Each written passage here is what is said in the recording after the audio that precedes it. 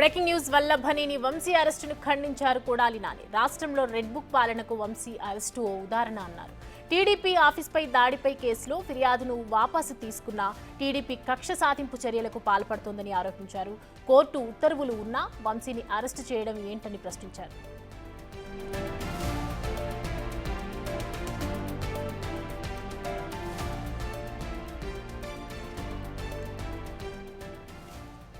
Right చూస్తున్నాము కొడాలి నాని చేసినటువంటి కక్ష సాధింపు చర్యలో భాగంగా గన్నవరం మాజీ శాసనసభ్యులు వల్లభనేని వంశీ అక్రమ అరెస్టు దుర్మార్గమని, వంశీని అరెస్టు చేయొద్దంటూ కోర్టు ఉత్తర్వులు ఇచ్చినా మరో కేసు పెట్టి అరెస్టు చేయడం హేయమైన చర్య అని, వంశీ అరెస్టును ఖండిస్తున్నానని కొడాలి నాని చేసినటువంటి ట్వీట్ బిగ్ టీవీ స్క్రీన్ మీద ఇప్పుడు చూస్తూ ఉన్నాము. సో రాష్ట్రంలో రెడ్ బుక్ పాలనకు వంశీ అరెస్టు ఒక ఉదాహరణ అని అన్నారు ఆయన.